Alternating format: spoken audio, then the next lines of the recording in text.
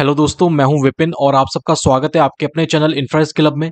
आज की वीडियो में हम बात करेंगे, अगर आप 3 मंजिल का मकान बनाने जा रहे हैं तो उसके लिए आपको बीम, कॉलम, फुटिंग की साइज क्या लेनी चाहिए। 3 मंजिल का मकान बनाने के लिए जो आप सरिया डालेंगे वो आपको कितने का डालना है, जिससे कि आपका घर मजबूत बन सके। तो इस वीडियो के अंदर हम इन सभी पॉइंट्स को कवर करेंगे। यहाँ पर आपको ये भी समझने की जरूरत है कि अभी आप 3 मंजिल का मकान भले ही ना बना रहे हो, अभी आपका प्लान है सिर्फ ग्राउंड स्टोरी या फिर G+1 बनाने का। लेकिन फ्यूचर में हमें आमतौर पर ऐसा देखने को मिलता है कि मान लीजिए अभी आपने ग्राउंड स्टोरी बना दिया और उसके लिए आपने जो नींव की जो गहराई है, जो फुटिंग डेप्थ है, वो आपने रख दी 3.5 फुट या फिर 4 फुट। लेकिन बाद में आपने 1 मंजिल या फिर 2 मंजिल और बनाने की सोची उस ग्राउंड स्टोरी के ऊपर। तो उस केस में क्या होगा, जो आपकी जो नींव होगी वो तो आपकी उतनी ही रहेगी, उसे तो आप बढ़ा नहीं पाएंगे।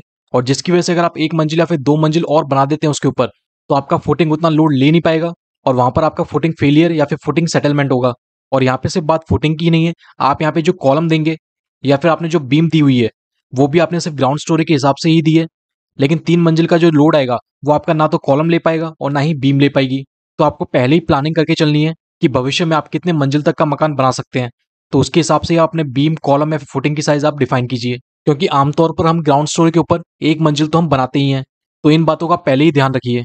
अब यहाँ पर सबसे पहले अगर हम बात करें कि 3 मंजिल मकान के लिए जो हम फुटिंग की डेप्थ लेंगे वो हमें कितना लेना है, तो यहाँ पर आप जो फुटिंग की डेप्थ लेंगे वो आपको मिनिमम 6 फीट आपको लेके चलनी है। 6 फीट से कम आपकी फुटिंग की गहराई नहीं होनी चाहिए।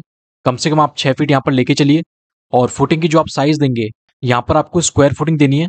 और फुटिंग की जो साइज आप देंगे वो आपको 5 फीट बाय 5 फीट देनी है। यहाँ पर फुटिंग में आपको एक बात और ध्यान में रखनी है कि फुटिंग में आप जो स्टील बार देंगे वो आपको 10 का देना है और 12 का देना है। यहाँ पर आप जो मेन बार देंगे वो आपको 12 का देना है और जो आप डिस्ट्रीब्यूशन बार देंगे वो आपको 10 का देना है। और मेन बार और डिस्ट्रीब्यूशन बार के बीच में जो आप सेंटर टू सेंटर स्पेसिंग रखेंगे वो आपको 5 इंची की रखनी है। मतलब कि आपको 125 की मैक्सिमम रखनी है, 5 इंची से ज्यादा आप मत कीजिएगा।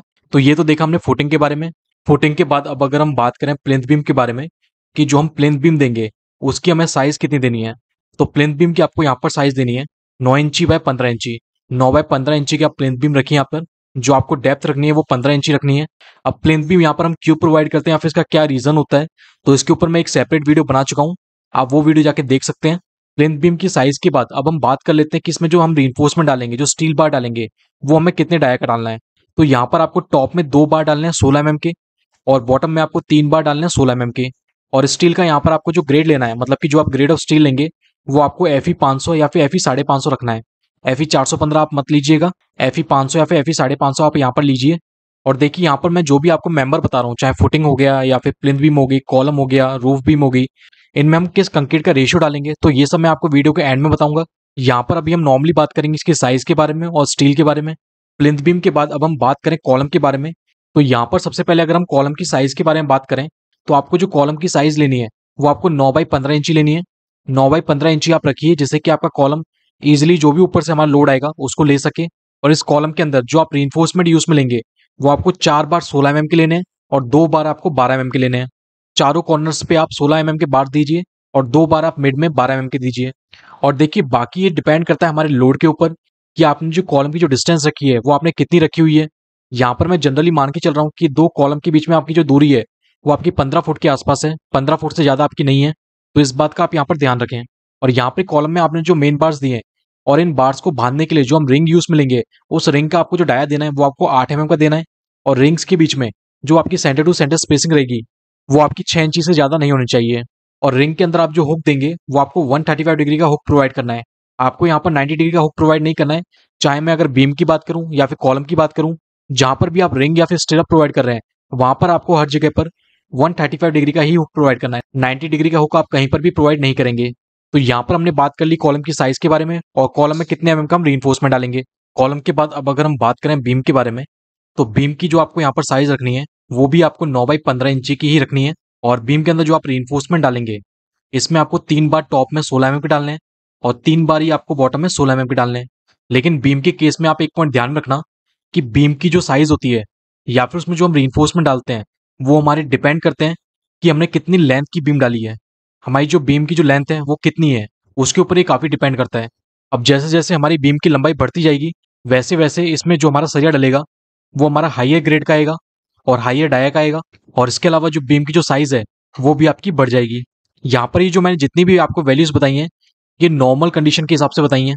और इसके बाद अगर इसमें हम बात करें कि जो आप स्ट्रप डालेंगे वो आपको इसमें 8 mm का डालना है, और किसी भी दो स्ट्रप्स के बीच में जो आपकी सेंटर टू सेंटर स्पेसिंग रहेगी वो आपको 6 इंची मैक्सिमम रखनी है। 6 इंची से ज्यादा आपकी नहीं होनी चाहिए। अब यहाँ पर हमारे जितने भी आरसीसी मेंबर्स हैं, इनमें हम जो कंक्रीटिंग करेंगे उसके लिए जो हम ग्रेड ऑफ कंक्रीट यहाँ पर लेंगे वो आपको मिनिमम M20 लेना है। M20 से कम आपका नहीं होना चाहिए। मतलब कि यहाँ पर आपको 1:1.5:3 का यहाँ पर आपको रेशियो लेके चलना है। तो ये कुछ पॉइंट्स थे अगर आप 3 मंजिल का मकान बना रहे हैं तो वहां पर आपको ध्यान में रखने हैं। बाकी अगर आप 3 मंजिल 4 मंजिल इस तरह के अगर आप मकान बनवा रहे हैं तो आप कोशिश कीजिए कि आप उसकी स्ट्रक्चरल डिजाइनिंग कराएं। क्योंकि अगर आप 3 मंजिल या फिर 4 मंजिल या फिर उससे ज्यादा मंजिल का अगर आप घर बना रहे हैं तो आप काफी पैसा इन्वेस्ट कर रहे हैं, या फिर अगर आप 2 मंजिल का भी बनवा रहे हैं तो उसमें भी आप काफी पैसा लगा रहे हैं। तो थोड़ा पैसा इसमें से आपको डिजाइनिंग के लिए भी रखना चाहिए। बाकी अगर आप स्ट्रक्चरल डिजाइनिंग नहीं कराते हैं तो जो मैंने मिनिमम क्राइटेरियाज बताए आप इनको फॉलो कर सकते हैं। सो आज की वीडियो में सिर्फ इतना ही। Thank you.